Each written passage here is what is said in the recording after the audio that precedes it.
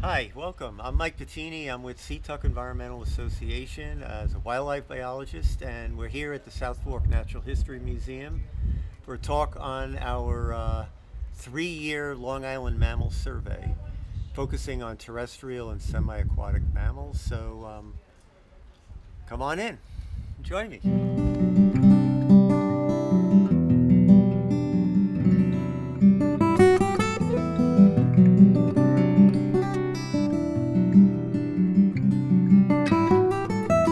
My name is Frank Clavetto. I'm the Executive Director of the South Fork Natural History Museum, and this is our third East End Environmental Lecture Series that we put together thanks to Melanie Mead, our Education Director.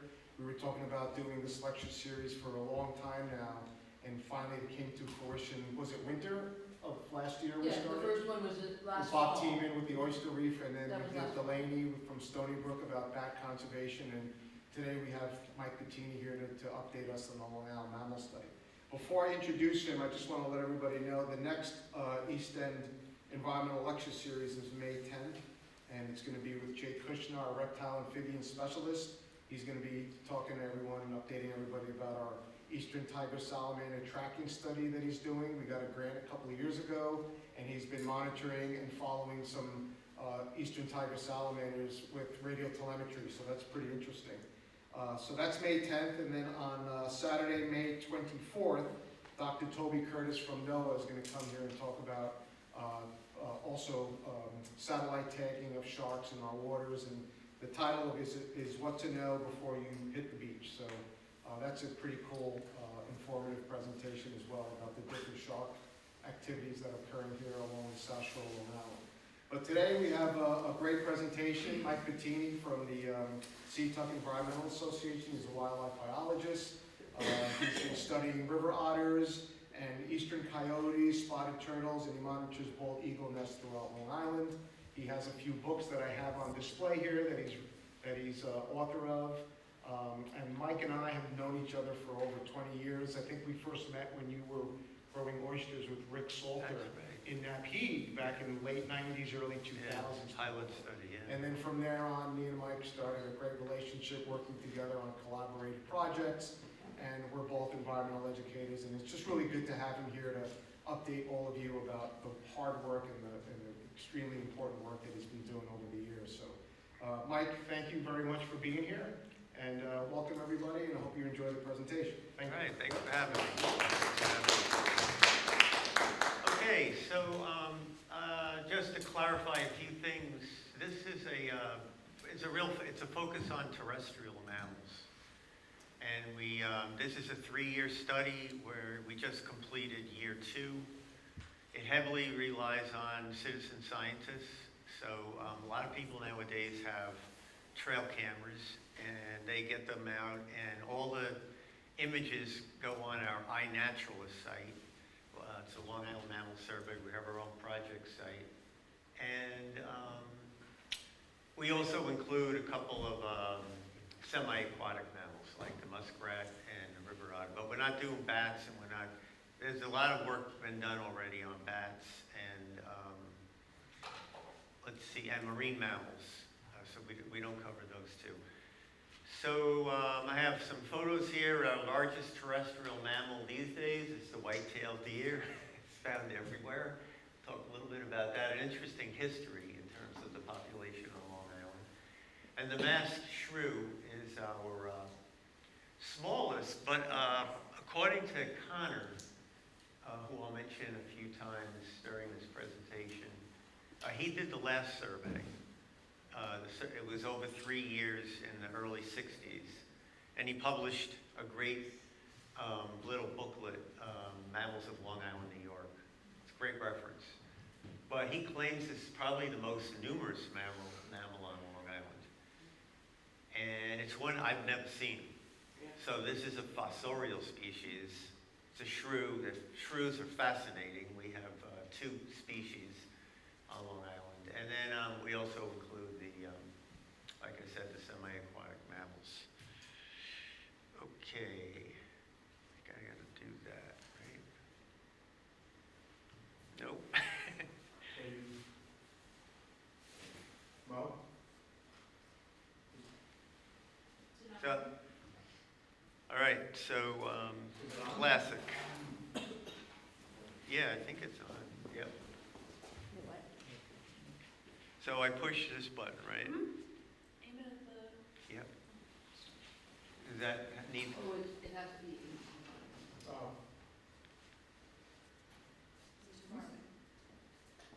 USB plugged in? maybe we'll just hit it, It is like an address. why don't we just hit enter? I mean, I'm sure it's worked before, right? No, yeah. So is It's there a some, Mac thing.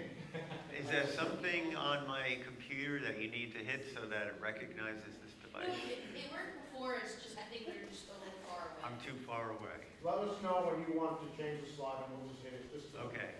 All right, so, Thank you. this is always an I issue. know, it is a problem, right, always. So like, why now? Why do this at this point? Well, it's filling a 60-year data gap. So the last comprehensive survey was done, as I said, in the 1960s, and this is a publication by Paul Connor. And you can download a PDF file of this at the Seatuck website. You can also order this online. Let's see. Now, Connor, I should mention that his field surveys really relied on trapping small mammals, so shrew to squirrel size. And that work was mostly done in Suffolk County. We wanted to expand that and get a good distribution of the mammals throughout Long Island. But he did also rely heavily on, they didn't have iNaturalists back then, and they didn't have trail cams back then. But he did a pretty good job of interviewing prominent naturalists to get a good idea of the distribution of mammals and which species were found here. Okay. So, along the theme of why we're doing this, this was a big concern of mine when I moved here out of graduate school in 1988.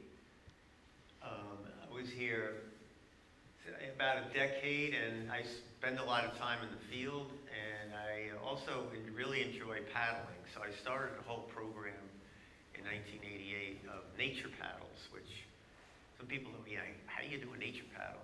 You just same as doing a nature walk, but you're paddling canoe or kayak. And I was trained to be able to find river otters. I knew a lot about river otters. I learned from a trapper up in New Hampshire, one of my mentors. But also there were certain species like gray fox, mink, weasel, and skunk. I'm like, wow, you're allowed to trap those on Long Island? So I started asking around other naturalists like John Turner, Rob Villani. You know, we have occasionally seen some of these species, but they were very rare. And that doesn't make sense. Now, you notice that the state is carved up into these little units. Those are wildlife management areas. And the trapping regulations are designed for each specific management area. Long Island has the city area and Nassau County, and then Suffolk County. So the trapping regs are supposed to reflect the resource in that management area, and it's adjusted over time, depending on what's going on there. So there are no bag limits for skunk, gray fox, weasel, and mink on Long Island. So that was a little surprising to me and concerning. So John Turner, myself, and Tim Green from Brookhaven National Lab, an ecologist there, we got together with the Department of Environmental Conservation and talked about this issue. Wait a minute, this is a mistake. You got to change this. This was about 12 years ago. I think it was 2012. And Peter Scully was the regional director at the time, and he agreed with us. He says, all right, I'm going to petition Albany, and Albany got the petition and they're like, no, we're not changing the regs. Had a little bit of a bunker mentality about constricting trapping. And their comeback was, there's not that many trappers on Long Island anyway. That's totally unprofessional. Anyway, so we lost that, but next slide. We got a commitment. Oh yeah, okay, so, all right, how many of you have seen a gray fox live? And this was the most common fox on Long Island years ago. And its most striking characteristic is the black line on the top of the tail. And notice it doesn't have the black on the lower legs, on the front side of the legs. And you can't see the ears, but the red fox has black behind the ears. So, and it's very cat-like. It's a tree climber, actually. It's a very cool animal. Mink, I did see a pair of juvenile minks in Sagaponic, in Sag Pond. And that was in the 90s. I've never seen a mink since, not even a roadkill since then. And when I got here in '88, there was an article in the New York Times saying that best place to see mink is the Long Pond Greenbelt. They're all over the Long Pond Greenbelt. So Steve Biasetti, a colleague of mine at the group for the South Fork, we're right in Bridgehampton, so when we got a little dusting of snow, we'd go over to the Long Pond Greenbelt, and it's very easy to find mink sign if they're in the area. They go right along the edges of all the ponds and hunt. And they have very distinctive tracks. Never saw a mink track. And that's like 8 years of looking around. Maybe they thought you meant coats. Huh? Coats? Coats. So this is the long-tailed weasel. This is a species that was documented here by Connor. And you can see the tail is more than, basically it's more than 40% of the body length. That's the way you distinguish it from the short-tailed weasel. And I have seen long-tailed weasels in the 90s, in the late 90s. Both of them were roadkills adjacent to landfills, like the East Hampton landfill was one where I found one on Fireplace Road. So the question is, are they gone or are they in serious decline? Next slide. So we did get the DEC. There's a lot of good people at the DEC, but this issue really, it's not cool in my mind. We did get them to agree to do a look at this. So they got a grant from the federal government, and they were supposed to do a Long Island fur bearer inventory project. And they never really did anything.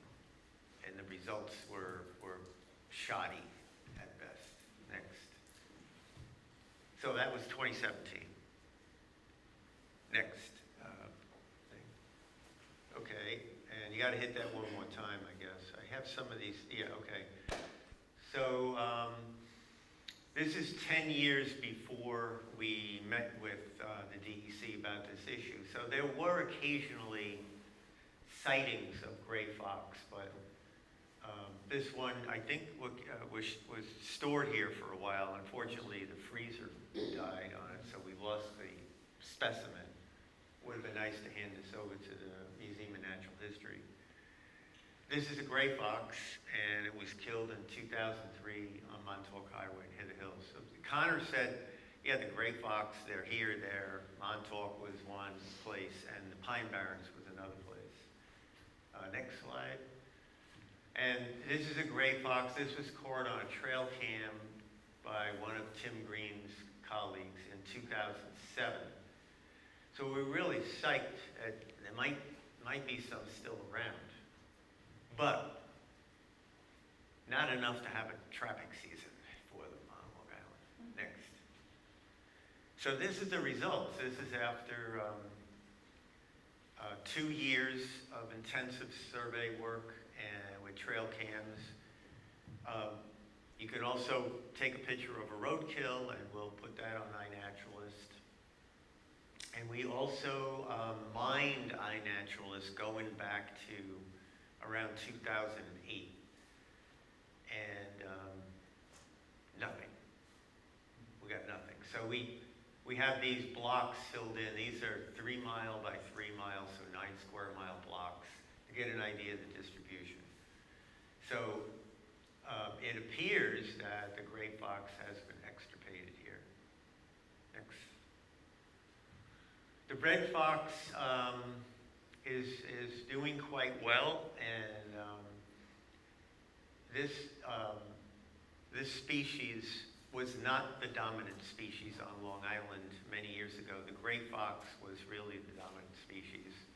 Could be habitat changes, and also I think the red fox does better in a mixed urban-rural area. It can hang out in little parks and things like that. So you can see it's way up in some of the parks in New York City. The other thing I wanted to mention with the red fox is that we call this a mesopredator, M-E-S-O predator. And we don't have any apex predators on Long Island in terrestrial environment. So there's nothing really regulating red fox. What's the other mesopredator we have that's super common, even more common than the fox? Raccoon, right. So there's nothing that is keeping those populations in check. And just like the deer, they get overpopulated, and then, but unlike the deer, in most cases, the red fox and the raccoon go through these boom and bust cycles. Red fox gets the mange. It's a density-dependent disease. It doesn't kill the fox, but it makes the fox more susceptible to diseases it can normally fend off. But fighting off the mange and something else, they expire. The raccoon gets two things. One is canine distemper. I think that's the big one. And we'll talk about that a little later. But we're hoping that this boom and bust cycle could get leveled out, more evened out with the introduction of the coyote here. The coyote is moving into Long Island. Next. So, I get a lot of, I enjoy I get a lot of emails with photographs of tracks, sign, wildlife sign, and images of wildlife.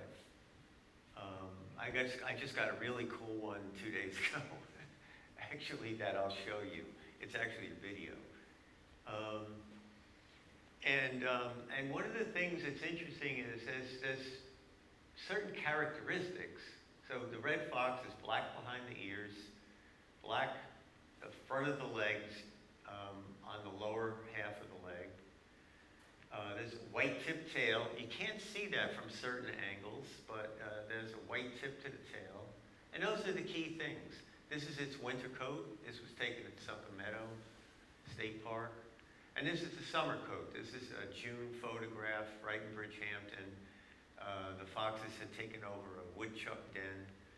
And these are obviously the pups, but a lot of gray. And on the female, you really can only make out the white tip of the tail. You can't really see the legs that well behind. Well, I guess the ears, you can see the black behind the ears. And then even in the pups, you can see the black behind the ears on some of them. And the white tip. See the white tip right there and there? And it's a little bit of a fuzzy picture. This picture was taken by Seal Havemeyer, who a lot of you, she passed away, but a lot of you probably know her. Very cool lady. And her husband did a lot of work with the trustees, Fred. So here's a picture I got sent. It was on a golf course. Oh, there's a coyote here. But you can't really see behind the ears. You can only see the back of the leg. and it's a weird coat, right? This is a pup. It hasn't really developed into its full, and it's summertime. So it doesn't have this lush, it doesn't really look like a red fox, but there's the white tip tail. So it's good to know the key things to look for when you're trying to identify things. Okay, so I had a little thing about the impact of coyotes, and so the coyotes, as far as we know, they're not going to prey on red foxes, but they're going to mark a territory where the red foxes aren't going to be very comfortable hanging out in. So they're going to squeeze the red. We're going to have red foxes. There's not going to be as much area for them to have these big booming populations. They're going to be shut out of areas, and overall that's good for the health of the ecosystem and the fox population. Okay. Mink. So again, you know, Connor's a great resource to look at what he found. So mink, this is a quote from his book, has a rather wide distribution in the region, is at home in the coastal salt marshes as well as freshwater areas inland. Think about Long Island. You know, we have lots of salt marshes, lots of estuaries, lots of big. The mink is fine. It's fine in the salt water, fine in the fresh water. We have no mink at this point in the study. No mink sightings at all. No roadkill mink. Fisher's Island is the only place. Fisher's Island is technically part of the town of Southold in Suffolk County, so we included them in the mix. And they have lots of images. I mean, when mink are around, you're going to see them. They hang around docks. They pick off shellfish off of floating docks and things like that. They like to hide on the floating docks. It's not cool. Can mink make it here from populations on the mainland? They are semi-aquatic. They're a decent swimmer. I don't think they could make it through New York City. They're not going to make a swim across the Sound. I don't think they're going to make the swim using this archipelago out here, Plum Island and Great Gull Island. So they would have to make their way over like the coyote through the city. And I don't think they're going to be able to do that. So I've been proposing that we at least consider a reintroduction. They'll do great here.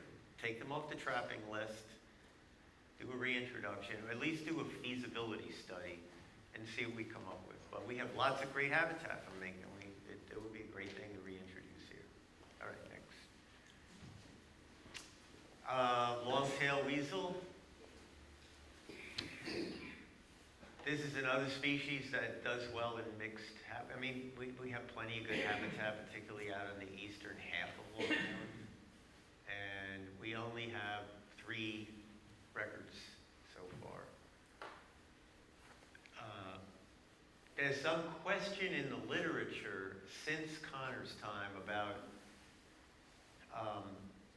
using physical features to distinguish the short-tail from the long-tailed weasel. So the other thing we wanted to do is if we can get some tissue samples, we could pin that down with genetic work.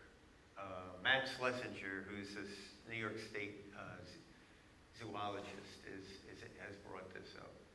Okay, next slide. So I'm going to show you the 3 that we got. This is a roadkill up in Southold, and you can, unfortunately no measurements were taken. The person just happened to see this. I'm glad they took the photo, got out of the car, took the photo. It looked unusual to them. This looks like it meets that greater than 40% of the nose to butt, the tail length. 40% of the nose to butt length. So that would make it a long-tailed weasel. This one was caught in the Sarnoff Preserve in the Pine Barrens. And believe it or not, this hand is from a DEC tech hired to do the small mammal trapping work. And I got in touch with him. I said, did you get any measurements? Was it dead? No, he said it was alive, but it was like a little out of it for being in the live trap. It's a little Sherman trap. He says, no one told me what to do with it. I just let it go. And he says, I think it's a short-tailed weasel. I said, your training should have told you that there were no documented short-tailed weasels on Long Island. Anyway, it's hard to tell from the photograph, but it could be a juvenile at the time of the year where you might get a juvenile. So he just let it go. And I found this was a problem with DEC techs that were not trained properly to do river otter survey as well. They didn't know where to look, and they didn't get good results for Long Island. They found three sites on Long Island that had river otters. And at the same time I did the survey, we overlapped in our survey.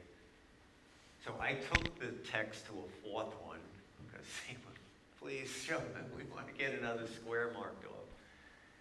And, but we had 27 watersheds documented that same year. And this is cool. This is Carson Campbell. His father is the retired entomologist, Suffolk County entomologist. And for his Eagle Scout, he did a river otter sign he put up at the Quogue Wildlife Refuge, and then he set up a trail camera where they would come out to get over the dam at Quogue Wildlife Refuge, the river otters. And he got, this is a log, and then, right here actually, and that's a weasel. So we have to assume it's the long tail, but we don't really know for sure. So, and this is actually kind of contiguous with where this one was found, but far enough away it's definitely not the same family unit. So we're going to focus on mink and weasel setups for the last year. One way to get mink with a trail cam is you make a little raft, like a 3-foot by 3-foot raft, and you put it in the marsh, in surface waters in the salt marsh. And then you put a 5-gallon bucket, you lash that down to it, and you mount the trail camera inside, and you put 2 openings in the bucket, and they come up and they rest and they hide out in the bucket. So we're going to give that a shot. Okay, next. So striped skunk, this was a surprise to find so many sightings in the city. Connor mentioned that they were on Shelter Island. He found tracks in the Hidden Woods area, walking dunes. They were creating some problems in the Hither Hills campground back in the 60s. And that they could be found in the Calverton, Yaphank, Pine Barrens area, Manorville. And Steve Biasetti has kept some records of sightings of these, and he's noticed that they are making their way further north and east into the North Fork there. And this photograph is from a colleague of mine who did some work with otters, but she did a PhD on skunks on Martha's Vineyard. And have any of you been to Martha's Vineyard? No? If you walk around at night, in fairly warm weather, skunks are everywhere. It's really kind of crazy. So a lot of the sightings we're getting are actually the most sightings we're getting is a cemetery in Brooklyn, Greenwood Cemetery. Yep. Okay, next. Yeah, formerly, this is a quote from Connor, formerly common the length of the island on Shelter Island. So kind of odd that we don't have it out on the east end. And one thing that some old naturalists have pointed out is that around the late 1800s, we got this, I think it's the Colorado potato beetle infestation, and they had a poison to get rid of them that they sprayed all over all the potato fields. And these eat grubs. These would eat beetles. And coincidentally, but we can't prove a direct correlation, a lot of skunks disappeared from farming areas, so agricultural areas. I don't know. So another good source of information for this study for woodchuck, flying squirrels, skunk would be the nuisance control companies. I think that they keep records of stuff like that. They might be able to help us map out some of these things like skunk. Okay. White-tailed deer. The interesting story here is that they were only found to the very eastern part of Nassau County. I think it's called West Hills, right on the Suffolk County, Nassau County line, when Connor did his work. So they've expanded eastward quite a bit. These need to be taken out. I checked these after the map was made. These are carcasses that could have washed up from anywhere and maybe dumped. But the interesting story here is that there was a point where in the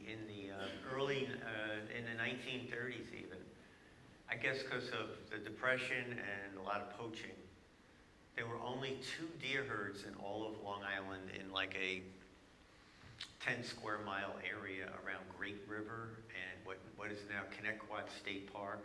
Those were 2 hunting preserves, basically. And their deer numbers got so low that they imported some white-tailed deer from Connecticut. Can you imagine that? And then in the East Hampton Star, there's a little thing, like they did it 50 years ago and 75 years ago. So around 1960, a couple deer swam over from Gardner's Island to Gough Point near the Walking Dunes. And the word got out of Montauk, and people who have never seen a deer drove out and then hiked just to see a couple of deer at Gough Point. Amazing. Oh, yeah, it's the problem. They're doing some serious damage to the forest understory here. Okay. So a couple of things. So the skunk and the white-tailed deer seem to have moved west since Connor's work. And these are 3 species that moved east since his work. So chipmunks were never found on Shelter Island. And Mike Lasby actually knows the guy that brought the chipmunks to Shelter Island. He had a cabin in the Catskills, fell in love with chipmunks. They're easy to catch in a live trap. So before he came back to Shelter Island, he set the trap out and he brought a bunch of chipmunks, let them go in his yard. They're all over Shelter Island now. The flying squirrel, this is a very cool, very, very nocturnal animal. See the big bulging eyes? I got to rehabilitate one when I worked with New Hampshire Waterline. So it was my cabin mate for a couple weeks in the winter. Very cool animal. It's beautiful. The fur is like silk. And it's not as schizophrenic as like a gray squirrel and a red squirrel. It's very calm. Anyway, Ken Kindler took this photo in 1998 in Noyak. They were never east of the canal. And same with this. This is the woodchuck and the groundhog, much to the dismay of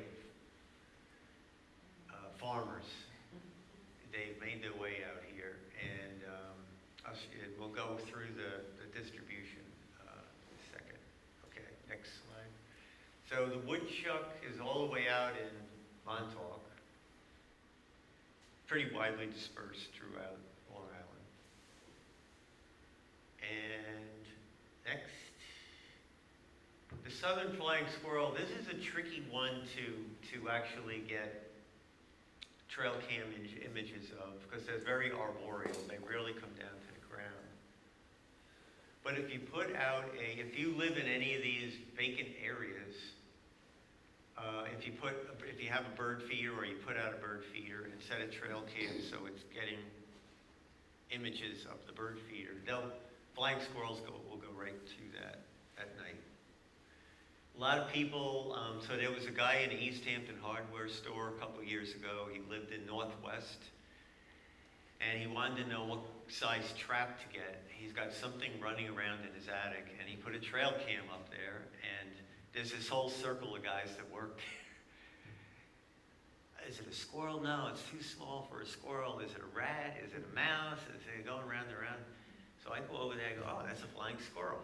They winter in a lot of people's attics, and they get in through the vent on the side of up by the peak.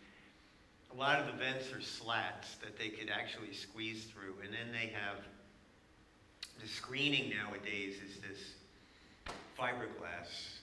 They can just rip through that and get in there, and they can make a mess. They can chew wires and things like that, but they also get into the bluebird boxes. So and that they'll get like 10 of them huddled in there on a cold winter day and keep warm. But you guys figured out how to deal with that. You just move the boxes so many feet away from the edge of the woods, and the flying squirrels won't bother. They can't really fly; they glide. They can't. I guess they can't glide that far. Okay, and then the chipmunk. And you can see we have a couple sightings right here in Shelter Island. So they're pretty much all over the place, except for the Barrier Beach. Okay, next. What are you doing for time? Whoop. So new species since Connor's time.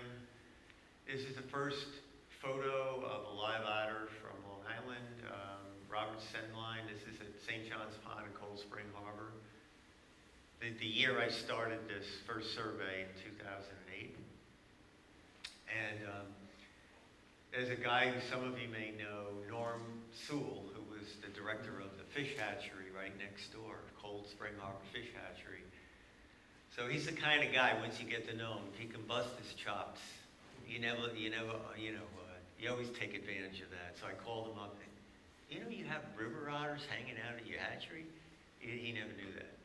And I sent him this photo, and he says, oh, by the way, it's eating a golden shiner. He's a fish guy. Fish and reptile, fish and herbs, basically.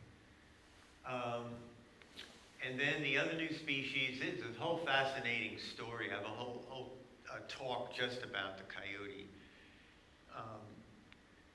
This is, the eastern coyote is significantly heavier and bigger than the western coyote. This was being studied by my ecology professor back in the 70s when I was at St. Lawrence. And the animal was called a coy dog. It was so much bigger than the western coyote, they assumed that it had interbred with domestic dogs as it migrated eastward, never thinking that it could have bred with a wolf. But when it was coming down around the Great Lakes and then down into New York across the St. Lawrence River, back in the 30s, it had bred with wolves who were it's not supposed to happen. You're not supposed to have two different species in the breeding, but there's always exceptions to the rules. So now that we have really good genetic lab work that we can go to, we're finding that it's about 2/3 western coyote, quarter wolf, and about 10% dog. So Long Island is the last significant landmass that they haven't colonized in North America. Next. otter is naturally recolonizing Long Island after an absence of over 200 years. This was wiped out early on during the fur trade, unlimited trapping. And this is super valuable pelt. It's very durable. It has the densest fur of any animal outside of the sea otter, which is a Pacific Ocean species. And I've highlighted the 4 major rivers here: the Carmens, Kennequot, Nissaquag, and Peconic. They're all colonized now. So from Glen Cove east, most of the watersheds here are inhabited by otter. Fisher's Island has otters. Shelter Island. The Long Pine Greenbelt is struggling due to road kills. And they're just starting to get a foothold on the South Shore. So they are slowly expanding their range on Long Island, so that's cool. Okay, next. And this is the coyote. So we do get sightings of single individuals as they're breeding on Fisher's Island, and any of the pups that are born on Fisher's Island are probably going to have to disperse off island because that's such a small area. But we have no documented breeding out here. All the breeding pairs are in Nassau on the North Shore, so Manhasset and in that area. So they're coming down from the Bronx. There were 5 breeding pairs in the Bronx, and they're making their way over. And I just found out that the one male that has been hanging out in the Rambles in Central Park has a mate this winter. So it'll be pups. All right, next. The red squirrel is, this is an interesting one in that we have this whole area here of dominated by, the pine barrens dominated by evergreens. And this is a coniferous species. It's a pine cone seed eater. And Connor mentions this too. He says the red squirrel is missing without any evidence that it ever occurred here, as far as I know, although it is found in southern New England and southwards on the New Jersey coastal plain in pitch pine oak woods, resembling those on Long Island. So it's been a mystery why that never got established here. And this is a photo from Greenwood Cemetery. We don't know how that got here. Could be released by a nuisance trapper, but that'd be a stretch from coming over from New Jersey. All right, next. Gray squirrel, no surprise, very widely distributed. Next. So the raccoon, yeah, well, I mentioned the coyote impacts before, and next. Believe it or not, the coyote was never totally extirpated, but very rare on Long Island in the late 1800s, early 1900s, when raccoon coats were the rage. Next. And today if you're walking around the woods some years, this is in on the Carmens River, south something County Park.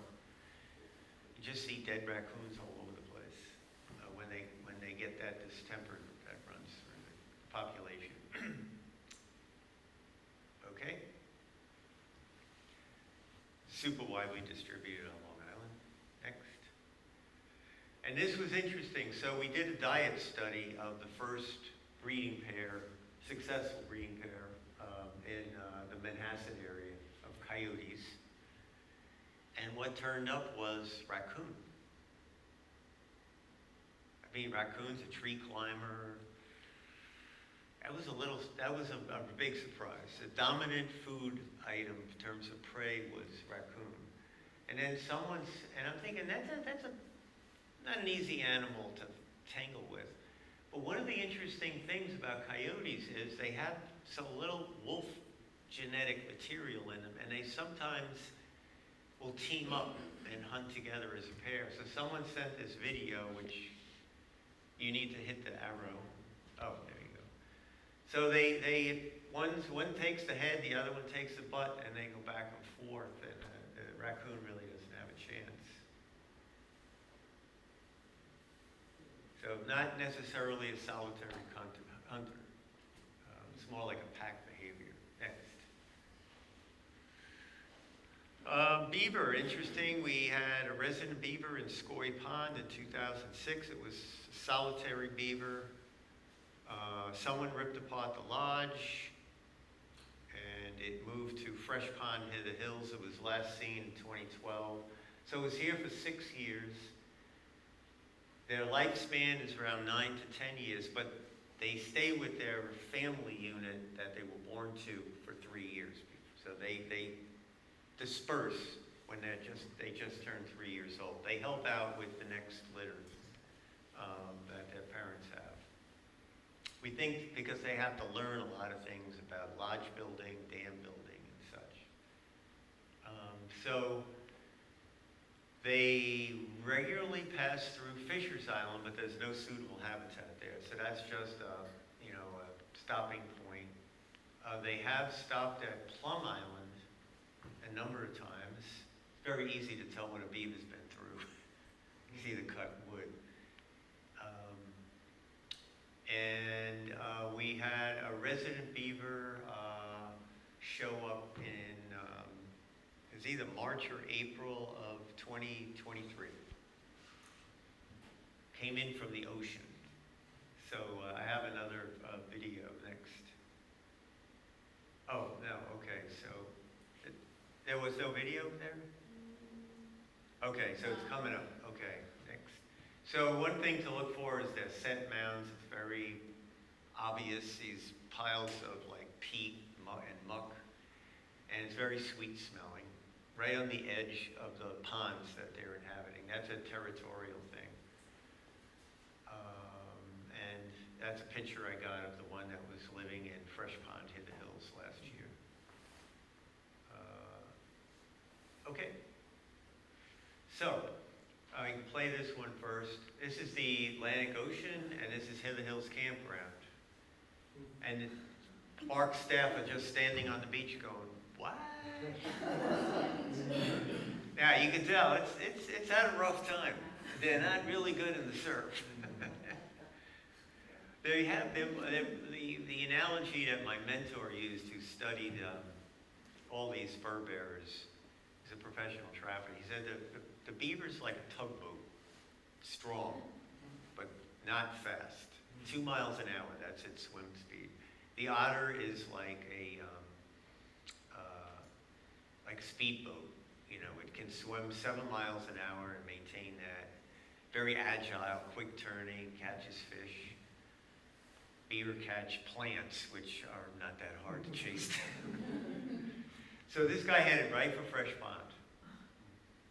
And set up a lodge, and then took off a year later in the spring, so spring of 2020, late spring 2024. First road it hit was Montauk Highway, roadkill. And then you can play this one here. So this was sent to me 2 days ago. This is Southold, so it's Long Island Sound. And, you know, it's hard to see, but can you play that one more time? Notice the gait of this animal.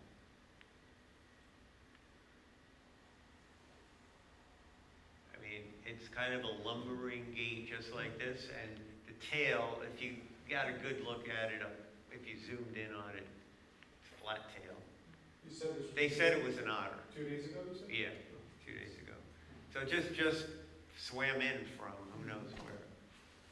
So I figured it out. This is a 10-mile crossing from breeding populations in Connecticut. So, you know, I gave a heads up to some folks up in Southold that are like John Sepp and the woman who works for New York State Parks up there, Jen Murray. And we'll see where it settles. My guess is that it's going to settle in Moore's Stream because it's moving water. Okay, next. Small mammals. So we have the vole, shrew, the mole, a mouse species, a jumping mouse, with that long tail. And this is our common white-footed mouse. So these, you can't get these, you're not going to get too much information from trail cams or even seeing these and then getting a photo. So we did small mammal trapping for this. So a bunch of us got trained and we picked some sites. We also took tissue samples, a little clip of the tip of the ear for the what we assume is the white-footed mouse, just to confirm it's not the deer mouse. We think we just have the white-footed mouse. And these were really problematic. The masked shrew, it's so light. It's hard to set the trap mechanism so that it actually springs the trap. Okay, so I think I have some of the maps. Where did you find the jumping mouse? Yeah, I found this in Hill Woods some years ago. So I was doing a nature walk in the Walking Dunes. It was in January, and it was just laying on the sand. I think we had a big rainstorm. I think its hibernaculum got flooded out. A lot of naturalists have never seen a jumping mouse. They're very nocturnal, like the flying squirrel. And they hibernate 6 months of the year, so a limited amount of time to see them. But Connor mentioned that they were in the Walking Dunes. This is the star-nosed mole. We also have the eastern mole, it's more common. Apparently this is only found in the Carls River area, that drainage. All right, next I got the maps here. So one shrew, our common short-tailed shrew, which probably is not as common as the masked shrew, but this is often captured by like a red fox. It's killed, but it has this poisonous saliva that I think that the fox is like, I don't know, I'm not gonna swallow this, and it leaves it right on the trail, because foxes use like hiking paths and trails. So you just stumble across this. And more than half the time you find the fox scattered right near where it left it. So we have a lot of good data points for this. Next. The eastern mole, again, this is another thing we can get from nuisance trappers. A lot of people don't like having moles on their lawn. Get over it, folks. I don't know. Anyway, there's a little, okay. Oops, sorry. Go back.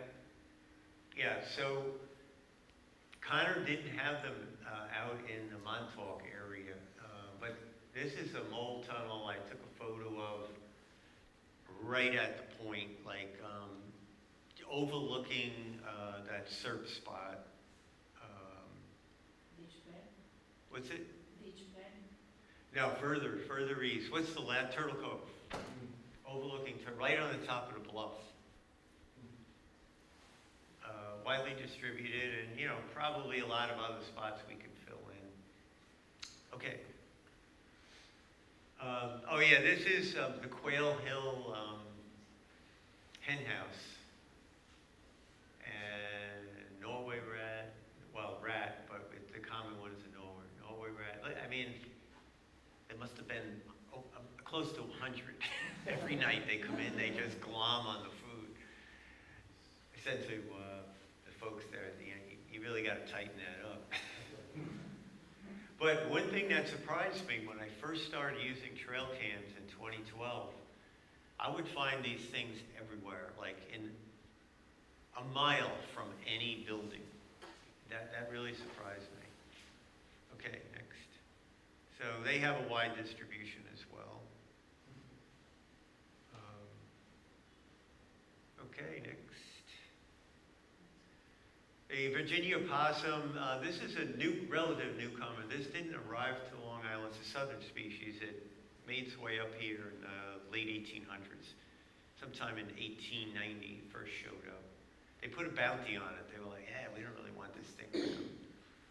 That's another very cool animal in terms of its life history. Next. Muskrat. This will use the same shallow estuaries and things like that. Doesn't mind being in salt water as the mink. And matter of fact, we now have a muskrat house at Town Pond in East Hampton Village. It's made out of cattail fibers. So one of the things, this is the most confused. I get a lot of images of this that people think it's an otter. And one of the things I've noticed is it often has its tail up out of the water. So the tail is compressed this way. Beaver's tail is compressed this way. And the otter's tail is more like a flat triangle. This moves its tail back and forth like this, and the otter and beaver go up and down. A lot of times, I think it's when there's a lot of floating stuff like lily pads. It just gets the tail out of the water, a little less resistance. But it's very difficult to tell this in the water from beaver and otter, and there's a key that I tell people how to distinguish the two. And I have a video of this whole thing coming up. Yeah, you can hit go on that.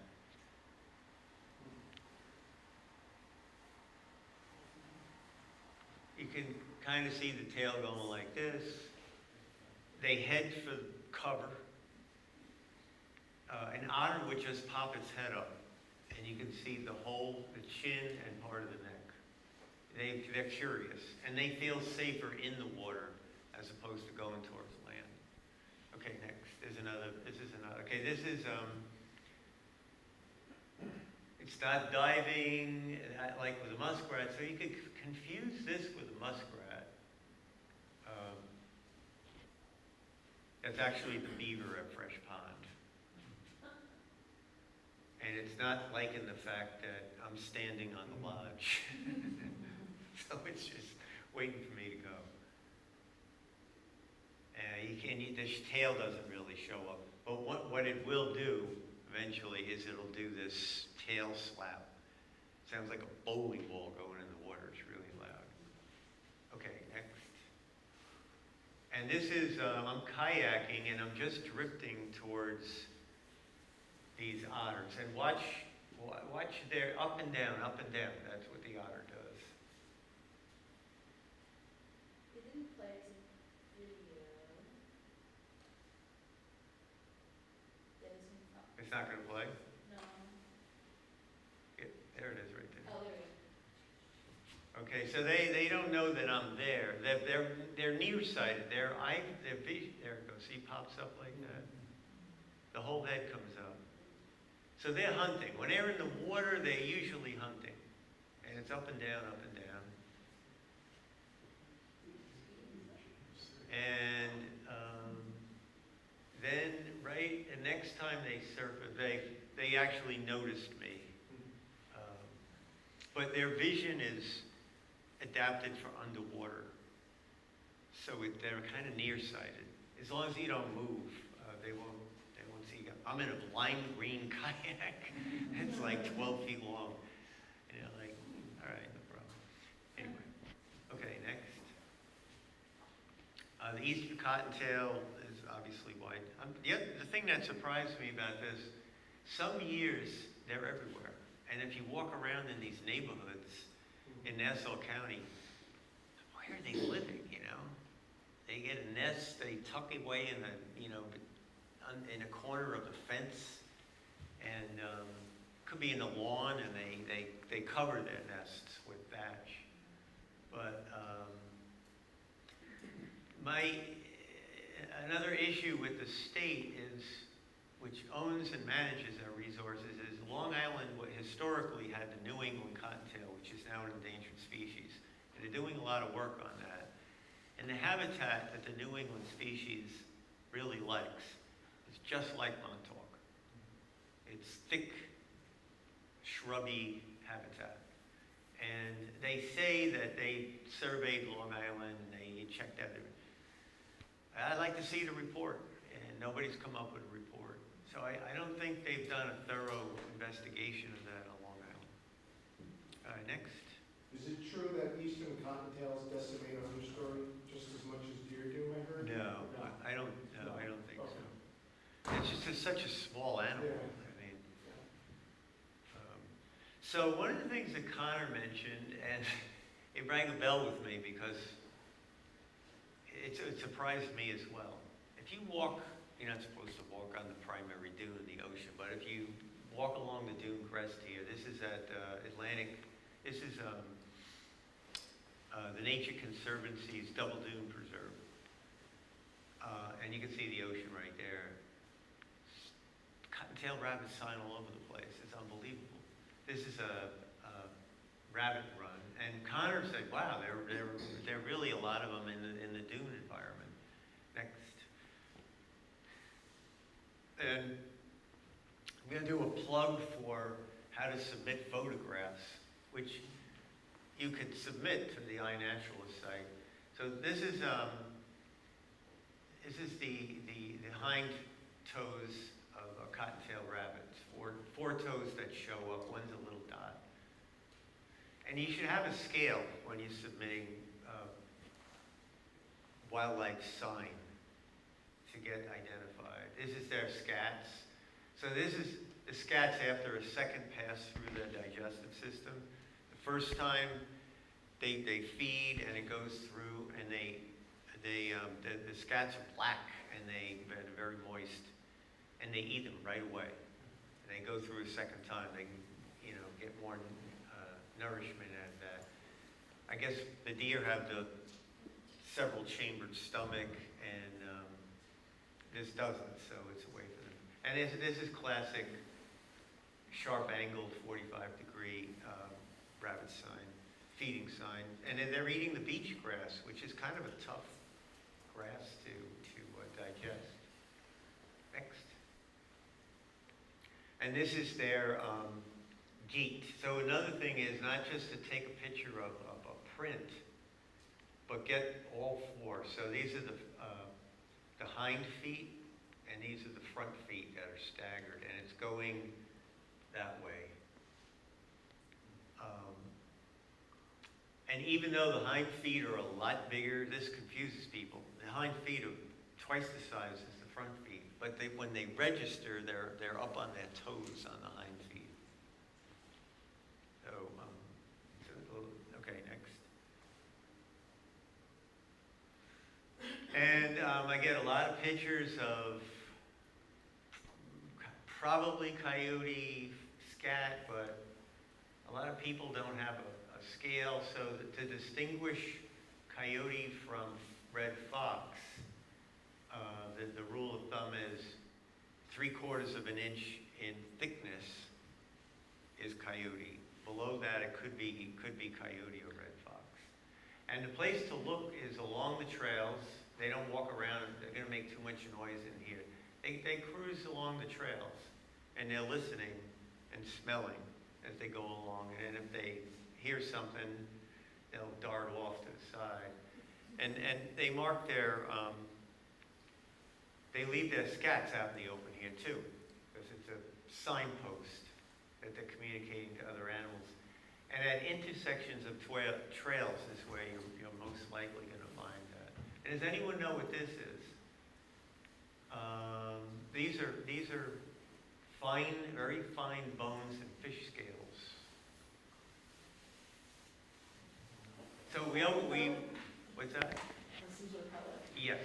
So a lot of people know that owls cough up pellets, but actually most birds cough up pellets. Most birds that eat things other than fruits and plant material. So these are osprey pellets, and they're very fragile. Like if you go, the whole thing falls apart. So they don't last long in the field. Next. This is an animal. Before I really got into studying track and sign, I'm like, wow, okay, I know it. This is a short stride, wide-bodied, and it seems to be dragging its belly in the sand. So hung up on it. What mammal could it be? Well, it wasn't a mammal. It's a box turtle. And I caught up to it. Fortunately, I picked the right direction to go. But this is kind of a lost art among naturalists.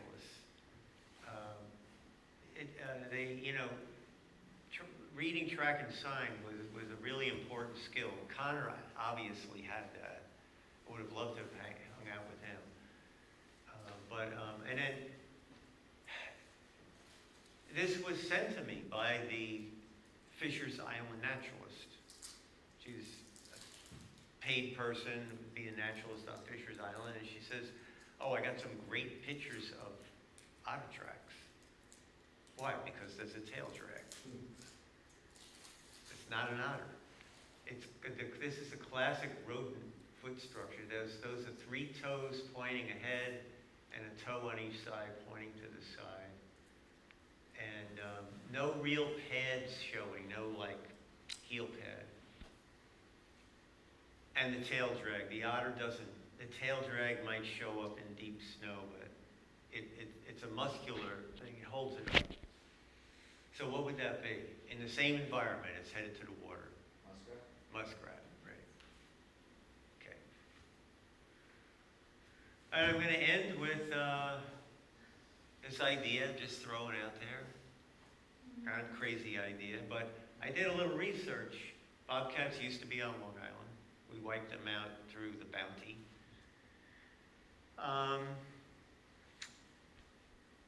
I looked up the home range sizes, and I found out that it varies really big, from, more than any other species that I'm familiar with, depending on the availability of prey.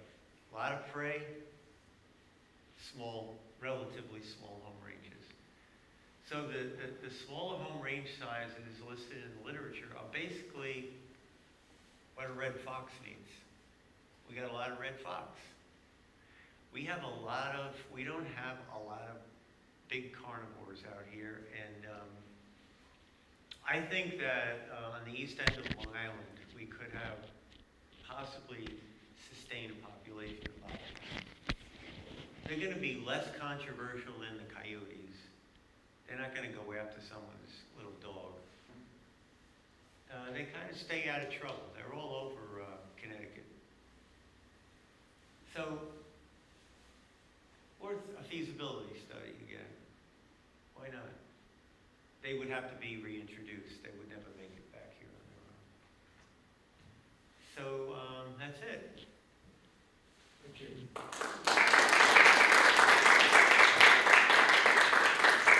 So anyway, just, like I said, we're in our last year, and if you can give us a hand, with just keeping an eye out for roadkills, you might find something really cool, and help us fill in some of those blocks. That would be great. Appreciate it. And before we get into questions, I do want to say something that there's a lot of not good things happening in terms of the big picture of wildlife conservation. And there's not a lot we can do about it right now. But we all own a piece of the east end of Long Island, right? We all, whether it's a quarter an acre or a couple acres. And the cumulative impact of how we steward and manage our piece of turf adds up. And I've noticed that a lot of people who are well-intentioned would consider themselves conservationists. The tendency, they hire someone else to do the management. Nobody mows their lawn anymore, it seems. It's a lawn company that comes in. And people call up, they got a problem with this or this, there's flying squirrels in the attic. Okay. You hire a guy that it's his job to get rid of them. You have some say. You're paying the bucks. He doesn't have to kill them. To put a funnel where they're getting in, fix how they're, and then it's a one-way thing. They get out, they can't get back in. They'll be fine. They can find another spot. Very versatile. And the same thing is with these Last year, I'm doing the otter survey out of Montauk County Park, and it's getting late. I gotta get back to the car. I see this eagle nest I didn't know about near Big Reed Pond. And it doesn't seem like anyone's home, and they should be incubating eggs. That's a little strange. So I made sure that there was no one in the nest. I didn't want to disturb it. I started looking around. Were there any signs that it's an active nest? There's a dead adult bald eagle laying under the nest. Hours old. Rigor mortis hasn't, nothing scavenged it. Find out, died of anticoagulant rodenticides, which you can't buy anymore. But you can call some up who's a licensed pest control guy, and he's licensed to put it out. So, you know, we need to take some personal responsibility for what we're doing, because, like I said, it really adds up. But thanks for coming.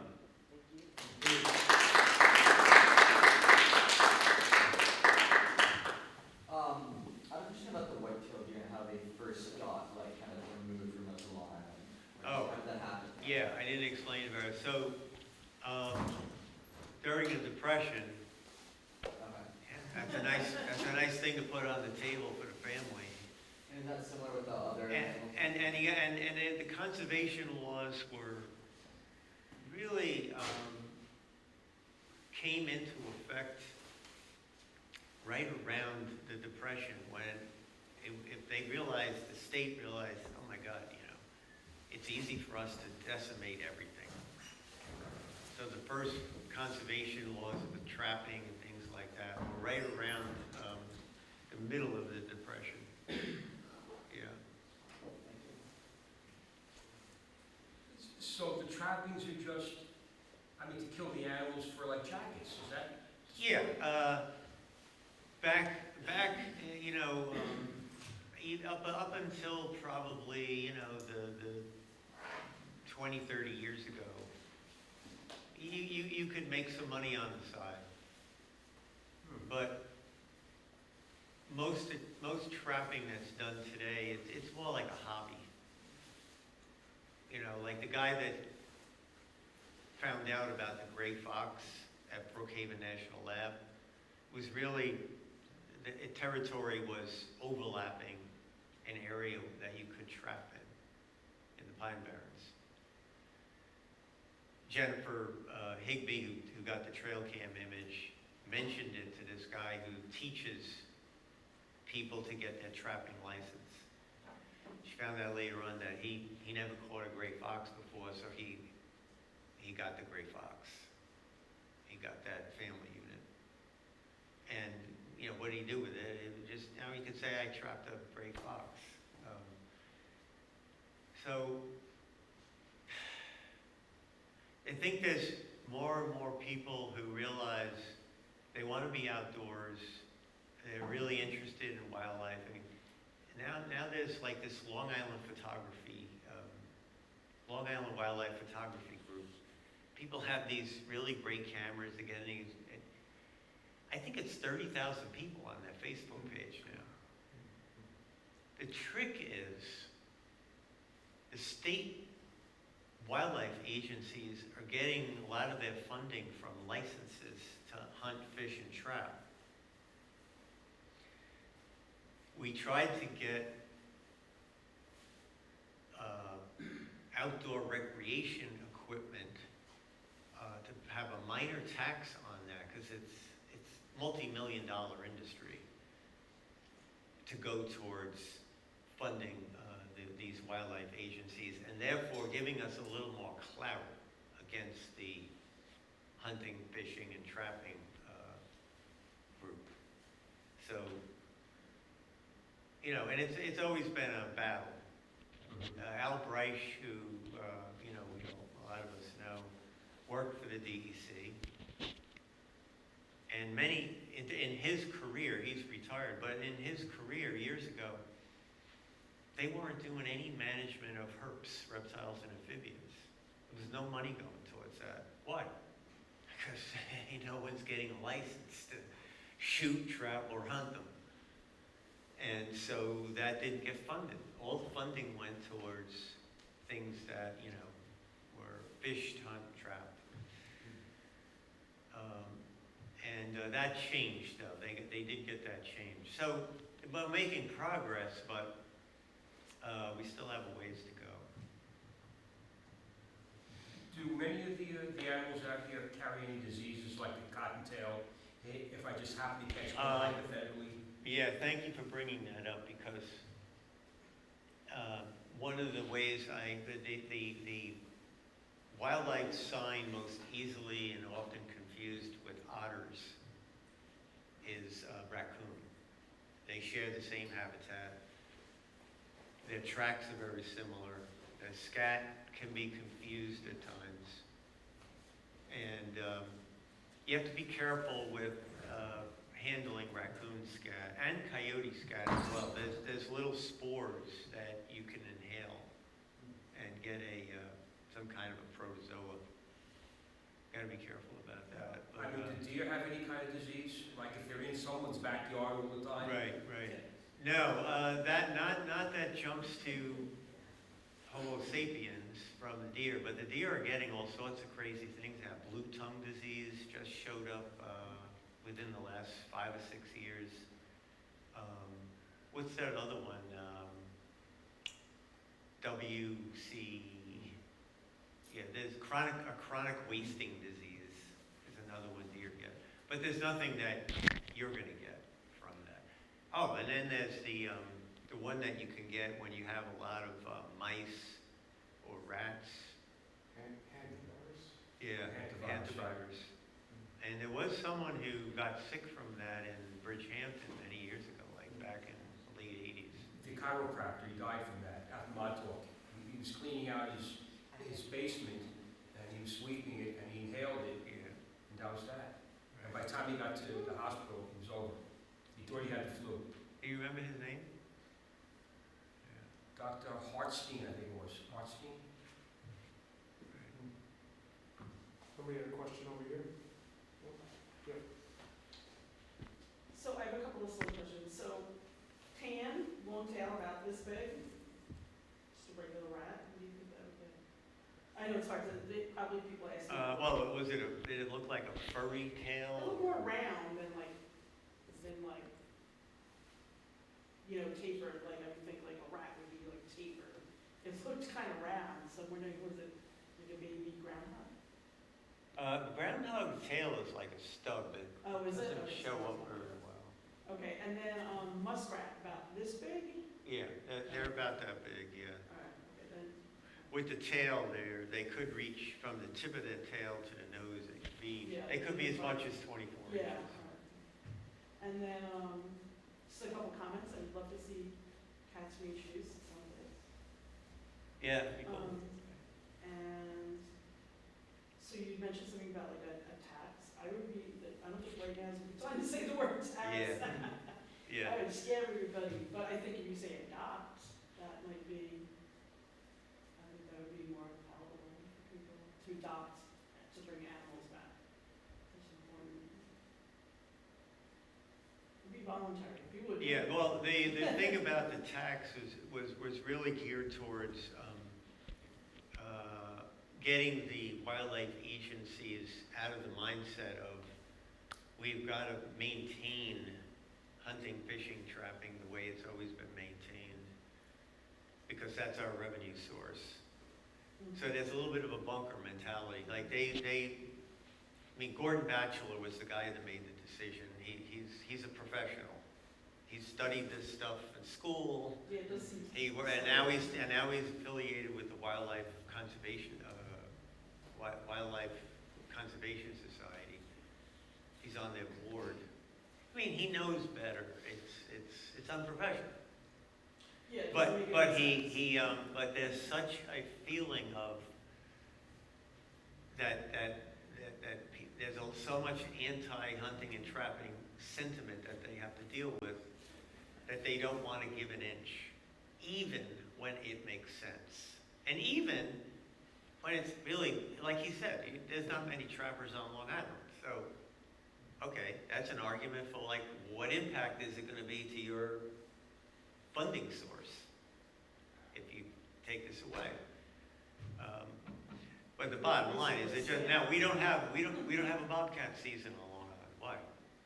We don't have bobcats. No polar bears on the hunting list either, you know, I mean, it's kind of crazy. I know down in Sacaponic, quite a few years ago, there was an unfortunate incident where a dog getting caught in a trap, a pocket trap. And I thought the town tried to remedy that in some manner, obviously not going against the. That happened in the Long Pond Greenbelt, I They think. passed the law of no body grouping. Body grouping trap. What was it done? They passed the law saying no body grouping traps. Okay, That's what got the door. yeah. Right, She right. couldn't open it. So it would have to be, what is it, save a life or whatever kind of trap, or? Well, for a guy who's like gonna set traps in the Long Pond Greenbelt for the alleged mink that are so abundant there, Yeah, it's a leg hold trap. okay. So it doesn't kill the animal. The body traps are, wow, I mean, you're dead. You know, Yeah. they use them for beaver a lot of times. I think it's called a conamere. Yeah. So, yeah, the leg hold traps, like, well, if we wanted to catch some otters and put a GPS unit on them and study how they move around, or a coyote, most likely, you know, you'd have to be trained. Most likely, you'd set a foothold trap, and then you snare the animal and pin them down, and release the trap. We'd have to knock them out with meds, so you got to get a vet involved. It's complicated, but generally, you don't harm the animal, other than they're traumatized. Sounds like a lot of trouble for, not a lot of, return. Yeah, so, It just even seems silly, like, to think like, why would anybody set up a trap on land, what a waste of time. I mean, you know, it's well, just to harvest something, so, there's not much there, it's like, what's the point? So a colleague of mine, he had this idea of like, well, we don't know this about otters. We don't know how they move between landscapes. Are they going from one watershed to another overland, or are they swimming out Long Island Sound and then coming back in another watershed? I said, yeah, there's a lot of it. We don't know what they use for dens. Their favorite denning spot is a beaver lodge. You know, we don't have any of those around here. So he says, well, I said, you have to implant the GPS unit. It's surgery. It's very complicated, and the potential of killing the animal. And for what?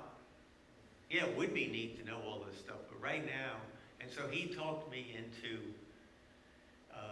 going along with a proposal where they were going to use this harness system.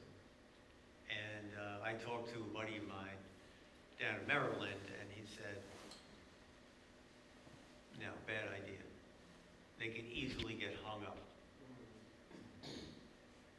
And then what? You know. I don't know, every time I see But that's a good point. No, that's that's a, tagged, I feel very bad for it, Yeah. because I think that's gonna slow it, even the birds, it's ridiculous, they put the metal things, you wanna walk around with metal things?